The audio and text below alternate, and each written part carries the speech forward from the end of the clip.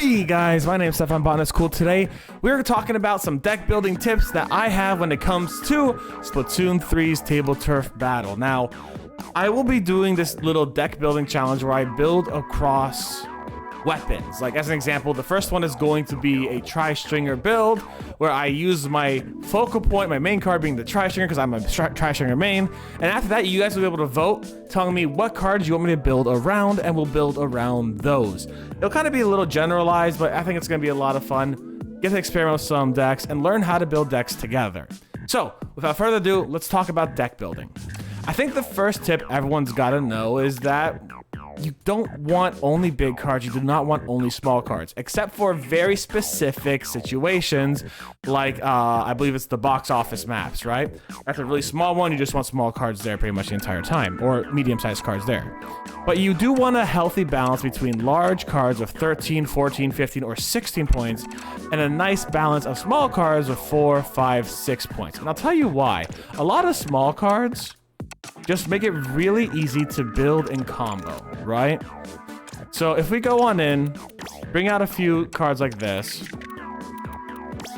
We've already got two right there. These are two small cards that combo, they fit together well, and they could be used together at any time. And not only that, we can still continue to go on. If we got a few more small cards, we can fill in that corner and make more special points. Special points are kind of the way you're really gonna wanna build up some of your later stuff. So once you make a level of defense in front of you, let's just put in a few cards for fun. Let's just say I have this, and fuck, I don't know that, right? Back to edit. Let's say we build out boom and boom. We got a pretty decent defense. I think fantastic, right? Now we can actually start building for things like our points, our special points. Put that there. Sorry, put that there. Put this here. 2 points right off the bat. We fit that in kind of nicely there, and see if we can even fit something on the side over here to help it out a bit, right? It really lets us actually utilize our space a lot more effectively, and also just make sure that we can get those special points once we build a solid defense to push into the other person's territory, right? Of course, that was just kind of a really rushed thing. It's not perfect, but yeah. Second tip, I really think it's important to know that a lot of things that are similar have very similar builds and can fit really well together. I think the best way to see this is through the through the stringers. The tri-stringer and the reflux fit together perfectly. They fit together perfectly. And so do a lot of things like Point Sensor and Ink Mine. They fit together perfectly. It's a very strong combo. Point Sensor and Squid Beacon fit together very strongly. Get 1, 2, nope, back to edit, 3. Get these 3 out at any point in time, and you can make a pretty solid case with a simple build going forward. Takes very little space. You have your defense on one side. You are, let's say for example, you're just fully defended and you can't move around too much. You got a nice solid defense. Here's what you should do. Start setting up.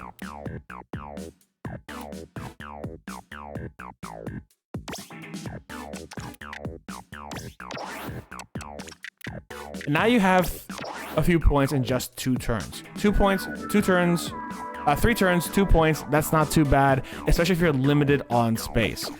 And you want to make sure that you're kind of seeing which of these pieces fit together. Not every piece fits perfectly together. Some of them kind of combo very interestingly. Take a look at the umbrellas as an example. Some of the umbrellas fit pretty okay together depending on the actual situation. So if we bring out the undercover umbrella as an example, we can definitely fit in the splat umbrella here to help move it, and then even come in with the tent umbrella. Kind of make this big weird area, but you're still gonna need to find areas to fill it in, kind of really help the deck understand what its place is. You can even move it over here, so on and so forth. There's a lot of ways you could really utilize these umbrellas to work together and kind of pull together to make a pretty effective barrier against your opponent in just 2 or 3 turns. Not everyone is as perfect as the tri-stringer, and you know what?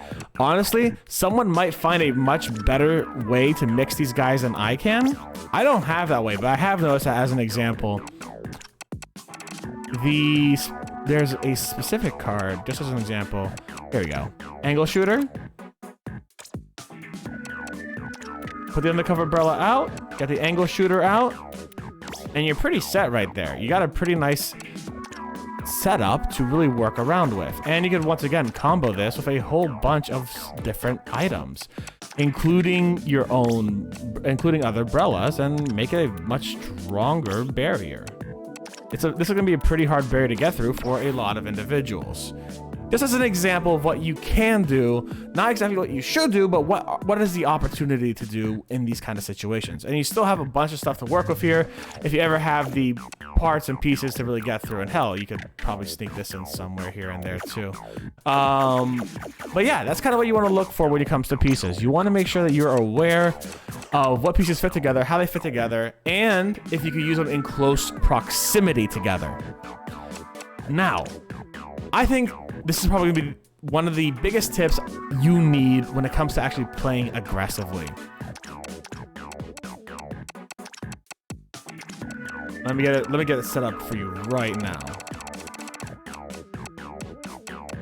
Just to show you as an example. Because this is something that I've only realized recently, and I realized I've been accidentally utilizing to the best of my ability. And honestly, it fucking works like no tomorrow. It is so goddamn good. So, all of these are 3-point cards, which means if you want to use them when on your enemy's turn, you need 3 special points. The difference is, this is a 7-point card. This is a 12-point card. Which one's going to be better at taking over your opponent's turf? It's these guys, the Trizuka, the Triple Ink Strike, all of these guys over here, the Zipcaster. All of those are absolutely fantastic weapons that have no special gaining ability because they are specials. The specials in the game are cheap to use, but do not gain specials. Use that to your advantage. And not only that, they combo together pretty well again. When you actually look at these, they will actually combo nicely together if you're able to get them together. Let's take a look at this real quick. Not the perfect one, but you could definitely get on in there. Zipcaster, Trizuka. You're able to start building off these guys, taking enemy territory. You don't need to just use, as an example, Captain, DJ Octavio, or Marie, Callie, etc. to get really big points. You could really start using specials with the special points you've gained already. The only difference is you need to save them till the very end. So if you start your hand out with them, get rid of them, put them to the very end, because yes, you can use them to gain points, but you can't use them to gain specials. That's what everything here is all for. Use your specials for your special points. 100%.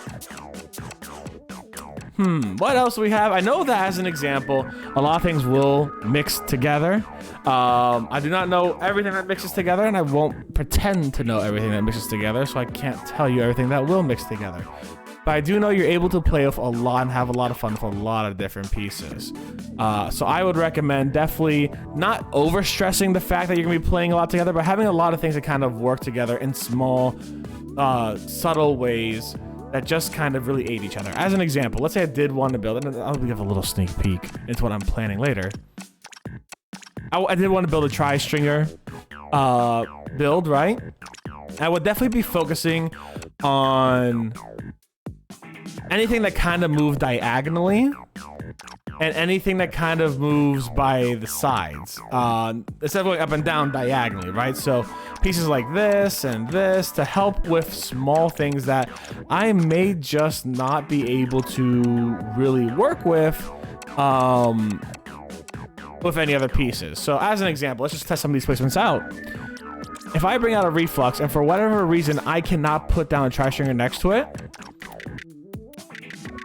I could probably fit in Grizz right here. No big deal. Solid. If I have that one piece there, I can fill it in later. If I'm able to get a tri-stringer out but can't fill it in with the reflux, well, I get the point sensor out. And after that, I can cover the point center with Toxic Mist. Or, not Toxic Mist, but maybe Zipcaster. Or something similar. You get the point, right? At this point in time, I'm kind of building into each other and kind of building contingencies around contingencies. It's not going to work perfectly. I don't recommend that you only build in combos.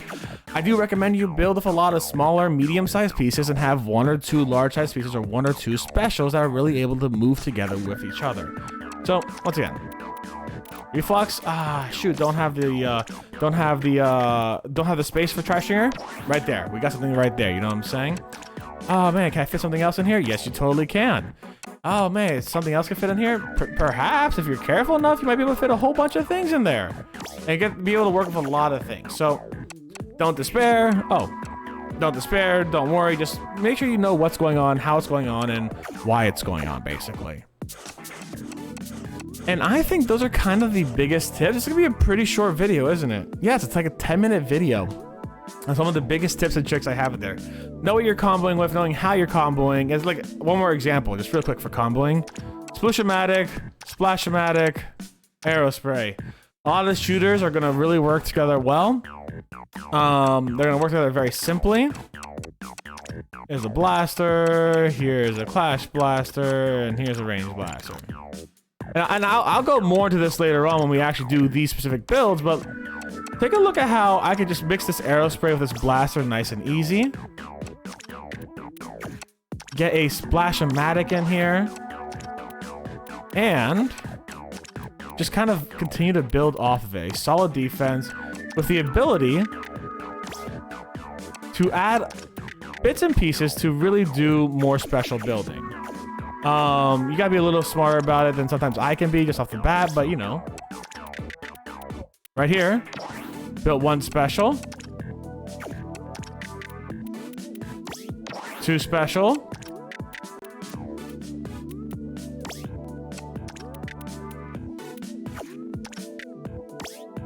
And we're building for a 3rd right here. And we're able to continue moving on, getting closer and closer to just filling in small little niche areas, right? There's a lot of things you can do to kind of fill in those niche areas, but we'll talk about that more specifically when we go through, like, hey, a blasters deck as an example, right? And I think that's about it for me on my end. Those are some really basic, easy tips and tricks of the trade, tips and tricks to knowing the heart of the cards and being able to work with them really well. I hope you guys really enjoyed that. I know I certainly did. We're gonna be doing a bow build deck on the next episode, which should be next week. I'm probably gonna pre-film it, and then we'll start asking you guys what kind of weapons do you want me to use and make decks out of. Do you want me to make decks out of splatter shots? Do you want me to make decks out of the Aerosprays, all that good stuff? Rangers, nozzle noses, squeezers, dualies, all that stuff. You guys tell me, and I will make decks based around them. And we'll see what we do, how we do it, and if they are actually effective. I hope you guys enjoyed today's video. If you did, like, comment, subscribe. Tell me what you like about table turf and tell me how much more you want to see. I'm always interested in doing some table turf stuff, so I hope you guys are ready for it, all right? Y'all stay safe, stay Botanist Cool. I'll see you soon. Bye, everyone.